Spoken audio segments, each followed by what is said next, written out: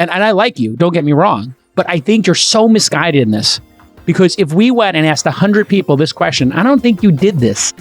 If you did, you would get 100 people who would be so infuriated.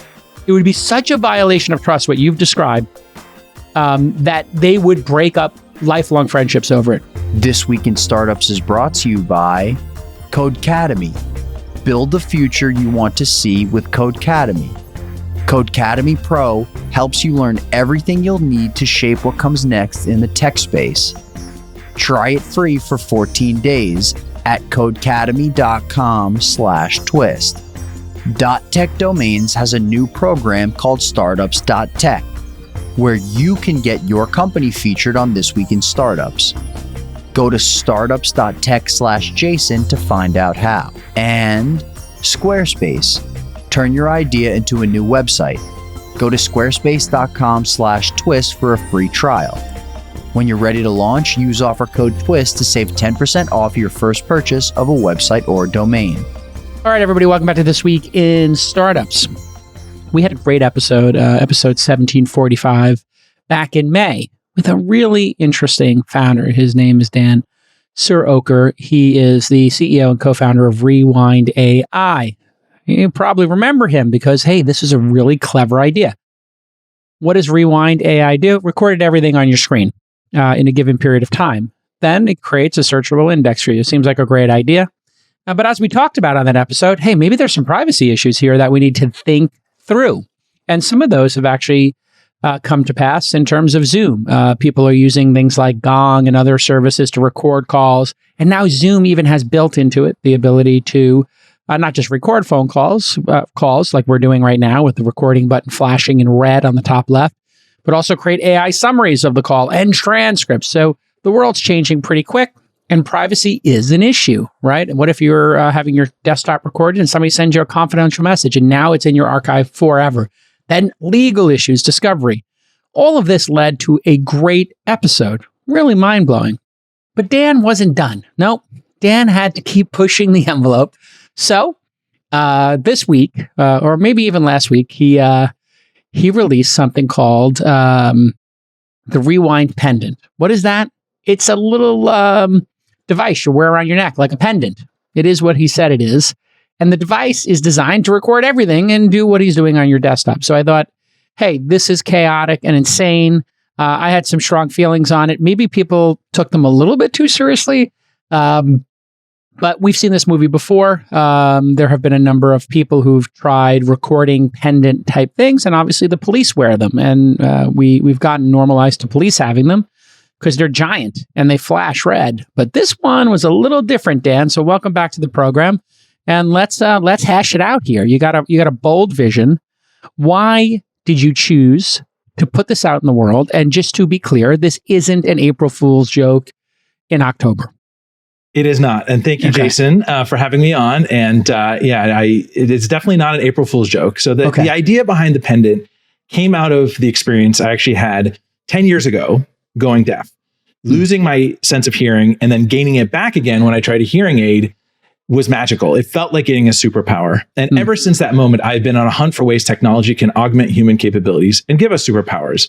Okay. That led me to memory. Memory, just like our hearing, gets worse as we get older. People actually forget about 90% of what they experience after a week. And so the start of the company was trying to answer the question, if there's a hearing aid for hearing and glasses for vision, what's the equivalent for memory? We started on the Mac because that's a great place to capture that what you see, what you hear. And that has done tremendously well. We've been very proud of that. We launched on iPhone, and then we're going to, by the end of the year, we'll actually be on Windows. And when we built this product, we built it with this vision in mind of capturing everything you see, say, and hear in a privacy-first way.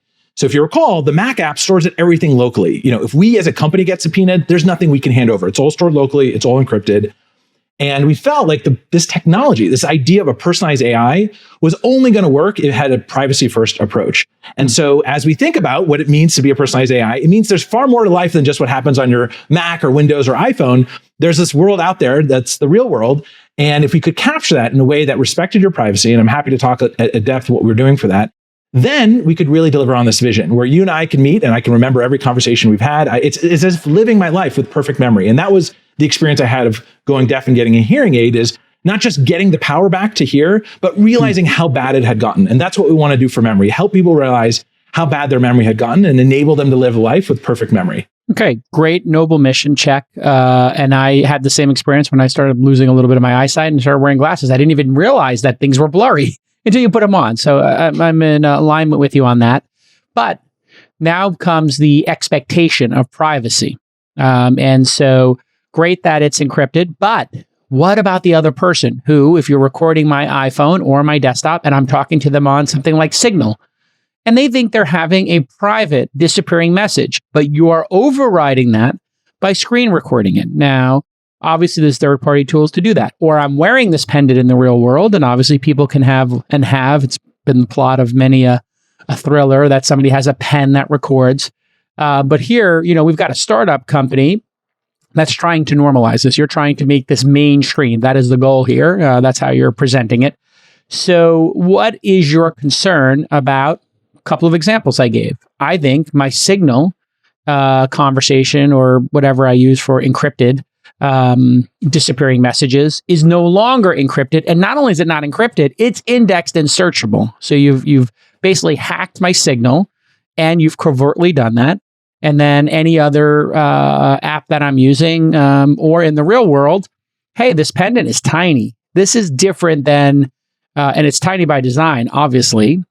It's the size it looks like of like a large pill or something, maybe the size of a quarter or two. And so this to me feels very covert. It's the opposite of wearing a police recorder. So those are two examples I'll give. So how do you think about those two examples? Yeah, I loved how you started with the word normalize. And I think this is where looking at history can really help us. 150 years ago, the telephone came about, and you'd probably be surprised to realize that the most common complaint was the invasion of privacy.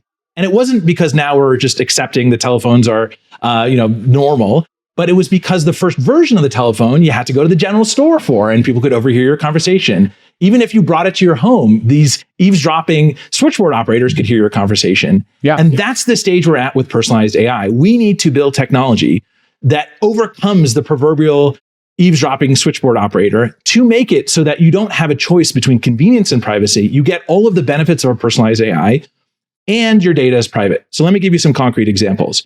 One of the ways the pendant can work is it allows you to actually do digital fingerprinting or voice fingerprinting of the speaker. So if you were to speak and I were to speak, it identifies us differently, speaker diarization. And only if somebody has verbally opted in to being recorded, would it actually be persisted on the device. So if I were running my everyday, I could wear it. I could have conversations with myself. If I did a great job of active listening, maybe I echo back what you're saying, but not a single word of what you say until you verbally opted in would be persisted. All right, everybody. We all know technology is moving at a blistering pace. We talk about it here every week, especially AI. And Codecademy's goal is to help you stay ahead. And so, if you've got some experience or you're brand new to coding, Codecademy is going to offer you everything you need to build your tech career. You want to build that tech stack, you want to build your skill stack, and you specifically want to gain skills in AI, full stack engineering, data science, cybersecurity. Twist listeners can try Codecademy Pro free for 14 days. We all know the world's changed. Large percentage of people, they don't think that college is the most important factor when hiring people. They want to know about specific vertical skills. So listen, what do you got to lose? 2 weeks free to check out everything Codecademy has to offer. This includes 400 courses covering everything from in-demand languages like Python and JavaScript to new courses in generative AI, large language models, and more. You're going to get step-to-step guidance on your career path, learn how to do real-world projects to build your portfolio. They're even going to help you with interview prep so that you nail that really important interview. And listen, once you get the job, you can work towards your next promotion, which is really what you should be doing. When you get that job, you should be looking at, hey, who's my boss? How do I get their job? Who's their boss? How do I get their job? Well, it's going to be experience and it's going to be skills. Codecademy is going to help you with both of those. Start your free trial today. Visit codecademy.com/twist to try Codecademy Pro free for 14 days. That's codecademy.com/twist. But you think you should be able to covertly record half the conversation? You want to live in that world? I think that's okay. I think being able to record myself covertly in a conversation, recording myself. That's crazy, Dan. Why would it be crazy to record myself in a conversation with somebody else? To do it covertly would be incredibly rude and unethical. If any of my, you would never be, you will lose all your friends. if you did that? Do you have friends? I don't have many friends. Okay. Well, I mean, I'm asking this in a joking way, but I'm kind of serious. If you covertly recorded me as a friend, covertly recorded yourself in conversation with me, you would no longer be my friend.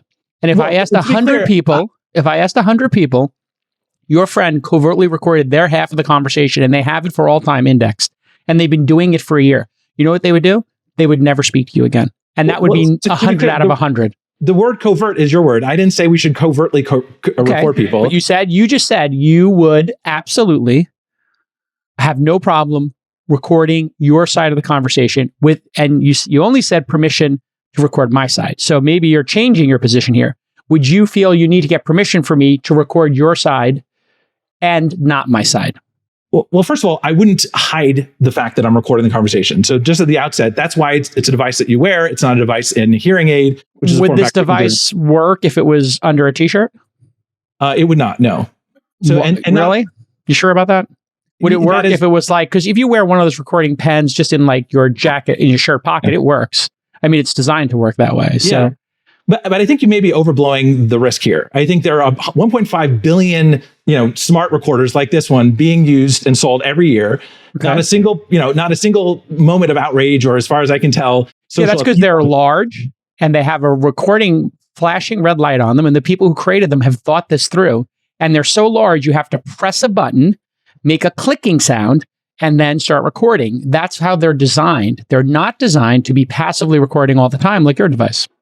Well, okay. I think that's, first of all, not true. There's plenty that are much smaller than what we're thinking. There are spy cameras, yes. And if you had a spy camera and you recorded somebody... This is smaller than we're thinking. But I don't know that model, but there are spy cameras. And if you did those and you did that with a friend, they would never speak to you again. And if you did it with certain people and they found out, you would get your ass handed to you. I guess, what is it that you're saying that you're so worried would get captured in a conversation with a friend? This is what insincere people who want to take away your privacy say. What are you worried about? What are you worried about? If you're not committing a crime, what are you worried about? What if I tell a joke and the standards change? Or what if I had a couple drinks and I said something and it came out the wrong way? And now you have that recording forever. And now you use it as leverage over me in the future. But to be clear, this is why people don't want me recording myself. How can I record myself and cancel? You could have a conversation with me and then you could say, hey, JCal, hey, how do you feel about this person, that person, this person? And then now you've got a whole transcript of all these questions you asked me. And then you could say back to me, oh, so you don't like that person? You don't like John or Jane? Yeah, I totally don't like them either. And just by recording your side of it, you would have an incredibly damaging transcript of you confirming to me facts. And the person would then know by insinuation that I didn't object to them. And then I would feel that you had covertly recorded me and this was a gross violation of my privacy. And if I asked 100 people, hey, your friend's been recording their side of every conversation you've had with them, not yours, don't worry. You have nothing to worry about. I guarantee you 100 out of 100 people would not be friends with that person. And they would be absolutely pissed off. And this is why I worry.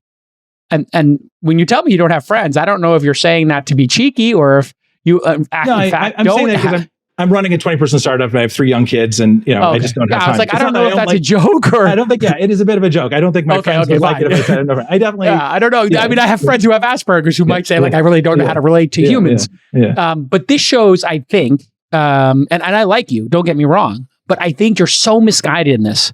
Because if we went and asked 100 people this question, I don't think you did this. If you did, you would get 100 people who would be so infuriated.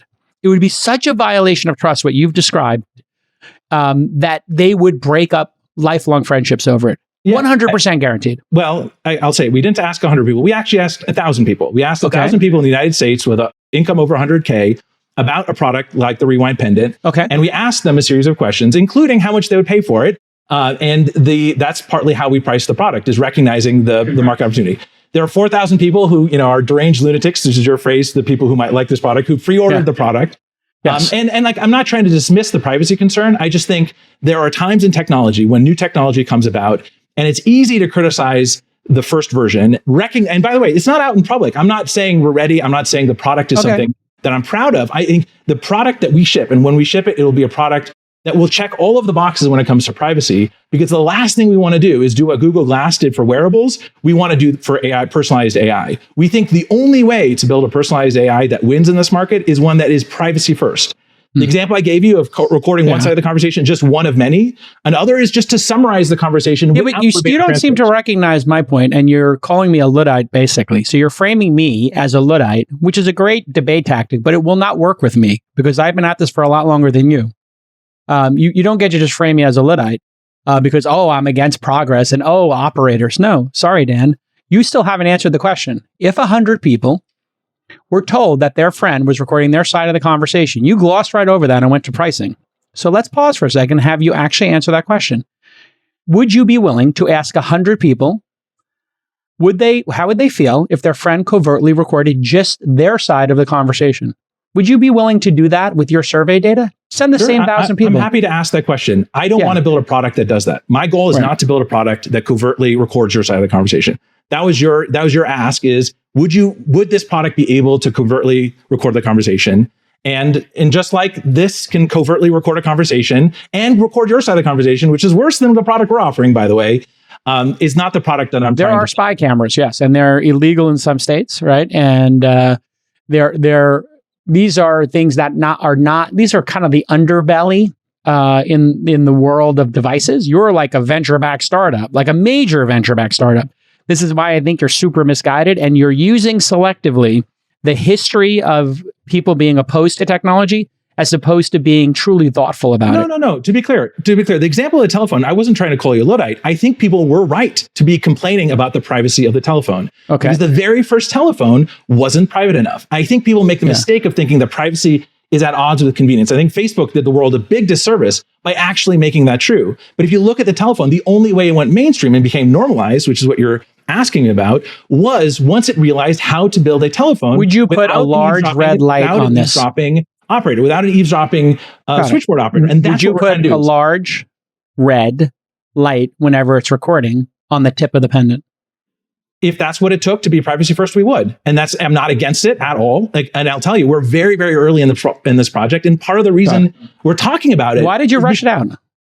We rushed it out because it's right now the conversation's being had about wearable AI. And I'm worried that the other companies out there like Humane aren't taking a privacy first approach. I'm worried that they will tread the well-torn path of scorched earth that Google Glass did. And I want to make sure that the conversation's about privacy, not about convenience. And I don't want them to be pitted against each other. So look, am I for a big red button if that's what it's going to take to build a privacy first solution that normalizes personalized AI as something AI is not at odds with your privacy?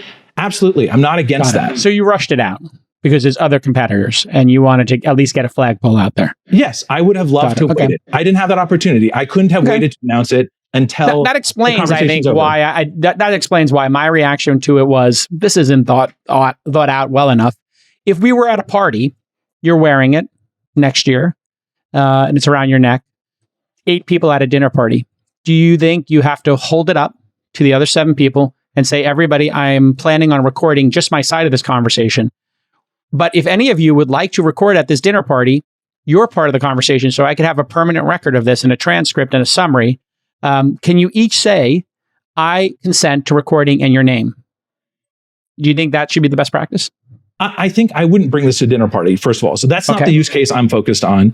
I certainly you would advise people that this should not be in social situations. Well, I don't think that's where you get the most value. I think for me, I get the most value. So you would advise people do not wear this in a social situation? No, I would advise it, wear it in situations where it's going to be valuable to you. For me, conversations with my spouse are a perfect example. I think she and I would have a much better connection and communication if I could go back to and remember the things she's reminded me of this plenty of times, if I could remember everything she said to me. And certainly, I think most relationships... How long have you been married, Dad? Long enough to know that it's important to remember what your wife has said. Okay. I'm just going to be really... And this is going to be like pulling up the transcript of your wife and yours previous fight. You really want that to exist in your relationship? I do. 3 years ago. Does your wife want this to exist? Have you run this by her? Yeah. In fact, I was going to tell you, 3 years ago, my first vision for this was this wearable device. And I described this in detail to her. And I was terrified because you know why? I thought I would finally win an argument with her. Yeah. And her response shocked me. She loved the idea. She thought that if I could finally, and I would encourage you to ask your partners as well. Would they prefer? Honestly, I was surprised by the answer because and this is the perfect example where having perfect memory can make communication, make relationships better. Because it's not about, you said, like most conflict will come from a misunderstanding of the premise, of the facts. I actually think, and I don't have it yet, I believe that our relationship will be better if we actually were able to communicate and remember what the other person said. I certainly would wear this right now. There's a lot of couples who are going to get in a big fight over the existence of this. That's probably one of the most interesting replies you got back on social media was this whole back and forth about spouses getting in fights or arguments and hey, let's pull the transcript, because that is kind of like a standard joke. I'm sure there's a Saturday Night Live skit. There's a Dave Chappelle from 10 years ago with the stenographer everywhere you go. And it's pretty hilarious. Okay, stop doing what you're doing right now. I've got some great news for you. .tech Domains is giving Twist listeners a platform to show off their startups, and that platform is This Week in Startups. It's a new segment we're calling Pitch It to JCow. So go to startups.tech/Jason and you can apply. The only rule is you have to have a .tech domain name to get featured in this new segment. So this week, I received a great pitch from Billtricks.tech, which you can see if you're watching the video. Billtricks.tech has built an energy data platform which provides simple, easy to understand energy information, and it eliminates the need for spreadsheets and paperwork. And Billtricks Smart Alerts will notify customers about any abnormal energy usage. How clever. It's a game changer for sustainability consultants, building managers, and more. So here's your call to action. If you want to get featured, like Billtricks just did, on This Week in Startups, go to startups.tech/Jason and apply today. And get your .tech domain while you're there. That's startups.tech/Jason and fill out the form to apply. So let's talk about that social issue. When Google Glass was worn in public, it created quite a brouhaha. Are you old enough to remember that? And the woman getting punched in the face. So I was one of the first wearing it. Now I think I went to a conference in Europe and it was the first time there. And I think Google made a huge disservice, like I said, to the entire wearable category because they didn't think about privacy. They put out the telephone before it actually had. What should they have done differently? Yeah, what should they have done differently? No cameras from day one. I also think, I worked at Google as a product manager to start my career. I think Google's biggest mistake when building products is they view the sophistication of the technology as the most important part, not the problem it's trying to solve. So Google Glass didn't solve a problem. That was the first problem. The second is, as it tried to build a cool technology that they thought would just figure out what the problem would be over time, they completely didn't realize the impact it would have on privacy. And so I'm here to tell you unequivocally, I don't have all the answers for what the privacy first solution should look like. I'm here to say with full earnestness that that is the key to making personalized AI possible and socially acceptable. And so I'm all ears. If you think a big red button is the right or big light, I'm not ideologically against that. In fact, if that's the thing that you think will make it's socially normed, I'm all for it. But I do know this evolution of technology starts with the goal of making this something that is not a choice between privacy and convenience. Yeah, it is interesting, by the way, that Google wanted to build just basically a platform or see if they could get the technology to actually work, as opposed to, hey, what problem are we solving here? Sometimes there's a valid case of doing that. That whole problem could have been solved where if it was recording, it had a red light on it. And, if it was scanning your face, it was doing that. But I think it was so early as well. It didn't have the flashing red light that people expect. And when people hold their phone up, it's so giant. And so the form factor does, I think, play a key role in here. To take out your iPhone 13, even the small one, and it's got a giant camera array on the back, and you hold that up. Trust me, people try to take selfies with me all the time because I'm micro famous. And, I can tell when somebody at an airport is taking a picture of me and I just wave. And they feel very it's really awkward when they put that up. And most people don't do it. Most people are completely respectful, et cetera. It's a giant device. The footprint of this device is tiny. And, Google Glass was on your face. So it was unmistakable. This thing is incredibly covert.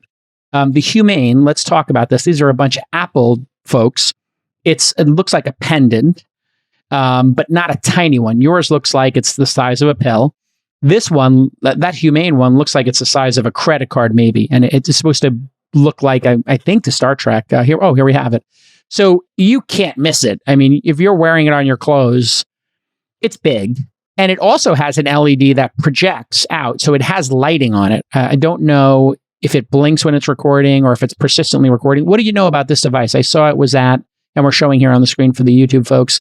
I mean, it looks like a pretty large device. It's the size of like maybe a giant saltine cracker or a pack of cigarettes, almost that size. It looks like about 2 inches by 2 inches, if I had to guess. So what do you think that device is? And then how are they dealing with these issues? Yeah, I mean, the introduction of this device was one of the reasons we decided to announce the Pendant. And my biggest fear is it's another Google Glass. I don't yet know what the AI Pendant problem solves. So that was the thing. First thing is that there was no statement of this. The problem, the demo at TED was interesting. It showed some interesting use cases. It's interesting that the word AI was bolted on in the last few months. So I worry, there's been leaked or, early pitch decks. I'm not an expert on this by far, but my fear is that they will be as cavalier. And in particular, because several folks used to work at Apple, which also has some of this DNA of like, let's build a cool, sophisticated technology. Having worn the Vision Pro and had 8 cameras on it, like, the last thing I want is a device out there in the world that is freaking people out. Okay. And because their device is 20 times bigger than yours. Yeah. You gave me credit for something that's not quite true. We are not nearly as good as they are in terms of hardware engineering. Our product is far further behind. So even the earliest conceptions of this will be probably not nearly as small as you're giving us credit for. So I just want to be clear. You want yours to be single purpose. I just realized we didn't put yours on the screen. So we'll pop yours on the screen right now for people watching. It's the size of the dimensions look like I said, like if you were, I guess it's the size of half your thumb, maybe. Looks like it's an inch. Well, it's about the size of a AA battery. So, I mean, and that's what we're conceptioning here, which is much larger than I think maybe you're giving us credit for. And by the way, also this form factor might change. Part of the form factor's design is to optimize for the microphones, but it's not to be covert. If I wanted to build a covert recording device, it would be hearing aid. I've been wearing a hearing aid for 10 years. Sure. I know how that feels. Or a bracelet. And we're a bracelet. And the goal here really isn't, it's the opposite of what you're describing. I don't doubt your intent. Not to make this covert. Yeah, I don't doubt your intent. But I do think you might be a little misguided on like having this transcript of everything. And, when I point out certain situations, like the absolute ludicrousy of bringing this to a social event, I still don't think that you've kind of acknowledged how insane it would be for a human being in the roaring 2020s to take out a pendant and hold it up and say, would you like to consent to being recorded? I'm asking your permission for me to record you and make AI summaries for all time. Do you realize how deranged and sociopathic that would be to do at a dinner party, Dan? Yeah, I don't think it's maybe close to deranged, but I don't know about sociopathic.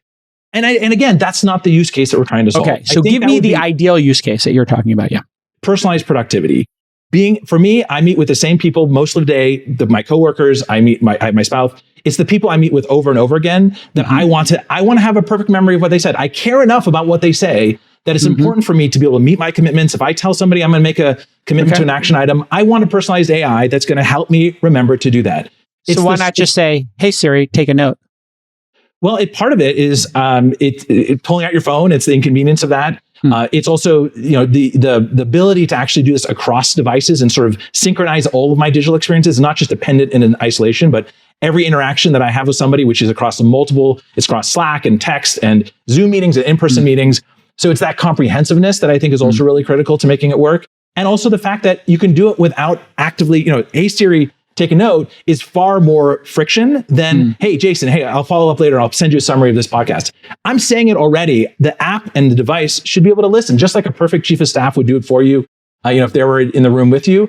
We think personalized AI can do the same. And that's part of the use case we want to support as well. Yeah. See, I think this is one of the interesting things about technology. Just because you can technically do something doesn't mean you should, right? Back to, Jurassic Park. Did we ever ask ourselves, should we do this? And I think that's where, I feel the biggest disjoint about this is who wants to live in a world where people are wearing these? I think 99 out of 100 people would rather this doesn't exist. And I think the juice ain't worth the squeeze. This is going to cause so much pain and suffering. And so many. Have you ever been disposed in a legal disagreement? I have, yeah. Yeah. I mean, did you ever have your phone dumped in one and have people like ask for every bit of communication you've had? I think, but you're understating the value of perfect memory. You're assuming that our lives are about as good as it's going to get. And imagining a world where you could have perfect memory and meet every commitment and be more present in every conversation, I think is a better world for some people who want it. And it's not for everyone. It's just like, and I'm not calling you a Luddite to say that the telephone had these issues, but to strike the right balance of giving you the benefit of perfect memory, the same way you have perfect vision and perfect hearing, I think that is worth trying to build a product that gets all the social norms right and takes a privacy first approach. If your landing page is terrible, I'm out, right? Most consumers are. It's 2023. You can't have an ugly website. Stop settling for okay or good and have great. And great means you're using Squarespace. It's out of the box, beautiful.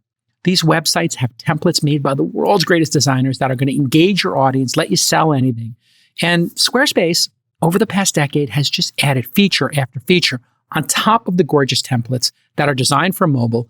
And the drag and drop web design with their Fluid engine is just perfect, easy to use. And you get built-in analytics, marketing channel analysis, sales data, all that stuff. Now, it goes beyond page views and site visits and time and all that. And with Squarespace, you can create an online store or you can start a blog. Click of a button, right? Easy peasy, lemon squeezy. You can create a subscription business for members-only content. You're seeing a lot of that out there. It's simple. It's cost-effective. It's gorgeous. And they keep adding feature after feature after feature. That's when technology is at its best, isn't it? When you pay one price, but the product gets better and better and better. You get that with your Tesla. You get that with your iPhone. You get that with Squarespace. These are the legendary brands of the internet of this era. Go to squarespace.com for a free trial. And when you're ready to launch, I want you to go to squarespace.com/twist, and they're going to give you 10% off your first purchase of a website or domain. Go to squarespace.com/twist because they know we sent you. I believe that you have good intent, and I believe you're taking it seriously. And I appreciate you coming on the program to hash it out and talk about it. I think that makes me feel a lot better about it. You're open to criticism here, and you're open to ideas. So I give you a lot of credit for that. Just on the Humane device that you're competing against, it has cameras, sensors, built-in speakers, and I think there's like some kind of projector that you can put your hand down and it'll project stuff onto it, and it's giant. So it's maybe the size of 4 batteries if you were to put them side by side. So I think one of the great compromises here would be for these devices to be a certain size and to have a flashing light when it's recording. That would, and if it was worn on the outside, just like if a cop walks up to you, you expect, because you see it, and it's giant. I don't know if there's flash, but they're cops, and I think it's sort of like the fact that they're in a uniform and they're walking up to you, and there's this giant thing bolted to their chest with the lens. I mean, they're giant. I think that is important. And then, there's going to be state laws, and these vary quite significantly. I remember when I was in New York, you needed 2-party consent for all of these. And then maybe California, or maybe New York was 1-party consent, California was 2. And that's why a lot of journalists in New York could record phone calls, and people in California couldn't. So have you started to look into those yet? Or, because you haven't launched this thing and built the software yet, you're just thinking it through? No, we absolutely have. And for our product on Mac and on iPhone and Windows, those are all very important considerations. So absolutely, that is first and foremost what we're focused on. Our bar is much higher than the legal bar. Like the legal bar is 1. I think the moral, social, ethical, anti-sociopathical, if that's even a word. Yes, please do not turn into American Psycho, Dan. It's a much higher bar. Yeah. And that's why I'm thrilled that we're having this conversation. I'm thrilled you're putting my feet to the fire. I think you're overstating the public's general concern around this, but I do think the exceptions you're describing are exactly the situations that whoever wins in this category need to get right. And my fear is if by not asking these questions up front, companies like Humane and others put a product out there that has the same backlash that Google Glass has, that sets back personalized AI by another decade. Yeah. And there's a difference between personal AI and persistent recording. So I would like to make that. I don't have a problem with personal AI. It's persistent recording of things that people do not know are being recorded, or that are just socially, going to cause pain and suffering down the road. You never answered my question. Does your software on desktop and phone record something like Signal, or does it block from recording on Signal? Yeah, so certain apps you can exclude. You can exclude, or your software excludes. Does your software allow me to do? Yeah, it's an option for the user to exclude. Why would you let the user record when Signal is used for privacy? That's a choice that we gave to users. Same thing for 1Password. And why would you do that? It's just the default choice that we set. Why? You set the default. You can't just say the default. That's the default we give. You can't just say, this is where, again, I have a problem with some of your approach, Dan. you need to make these decisions as the person putting the product out in the world. So you, Dan, have chosen to let users covertly record Signal conversations. Why did Dan, the leader of this company, choose to empower his audience to, by default, covertly record Signal conversations? It's a great question. Maybe we should change that default. For example, for private browsing, if you open an incognito window, by default, we do exclude that. So I think it's a very fair feedback. It's actually the first time somebody's asked, but I do think it's fair that we, by default, for conversations like Signal and other end-to-end encrypted solutions, I think it's a better user experience to default excluded by default. So feedback noted. It's and look, I'm not change perfect. log set. Here we go. Yeah, but I'm not just perfect. Consider me your pesky customer who's I think this should change. Defaults matter. As my wife has reminded me numerous times, I'm not perfect.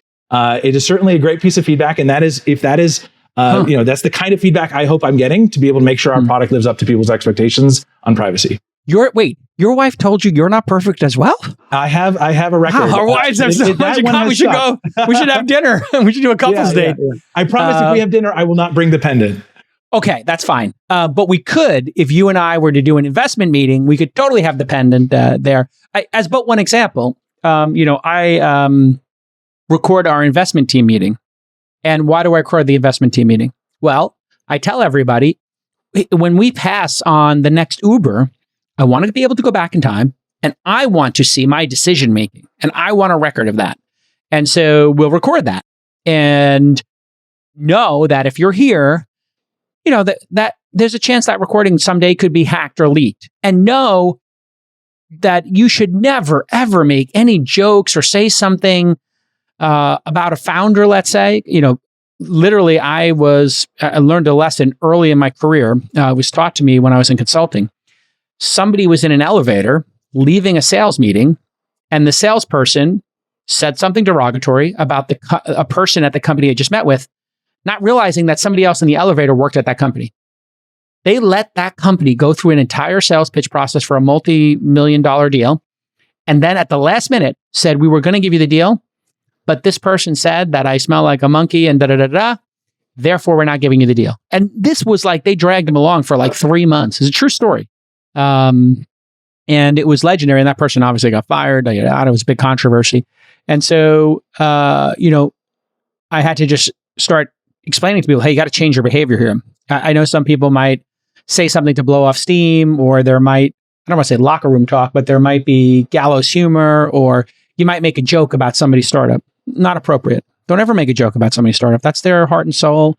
And if that gets caught in, now because we're recording it, and that gets leaked, that could be so damaging to you, to a lesser extent, our firm. And if you get in an argument with somebody, who cares? You can get in an argument, but just keep it, like you and I having a respectful argument here. I don't mind it being on tape. Yeah. This is definitely a lesson. My last startup, I grew to about 450 people. And at some point I realized every time I speak, I should assume everything I say is going to be heard and or echoed. And I should just operate under the assumption that I should never say a thing that I wouldn't want everyone to hear. And that actually was very liberating, to never have to have this feeling that I say one thing to another. And, there are people out there who gaslight, who say one thing to another. I think for them, a device like the pendant would be pretty scary. But I think for the most part, being able to actually capture these kind of conversations, and your use case is a perfect example. It's being able to remember that conversation. So it's so critical for a firm to remember the times they passed on the last Uber or the next Uber. And that's the value we want to create. And I think we can create that value without freaking people out at the same time. All right. This has been another 35 minutes with Dan the Man, Rewind AI. And I wish you luck with it. You got my product notes. You take them, you throw them away, you keep them, whatever. It doesn't matter to me. But I wish you luck with it. And I thank you for engaging the conversation. I think it's super productive. And I wish more tech folks would be as candid and honest and open to feedback. So you are a friend of the pod now with your second appearance. Thank you. Thank you, Jason. And I really appreciate asking the tough questions. I hope you ask it of me, of everyone else. The more you think about it, the more I think about it, I do think we should make Signal excluded by default. And that was a piece of feedback I definitely appreciate. But things like that are the kinds of things that will make us a better company and will make this category of software better for the world. Dan, you're growing on me. We may disagree about some things, but you're growing on me. I like the fact that you engage the conversation. And we'll see you all next time when we continue the conversation on This Week in Startups.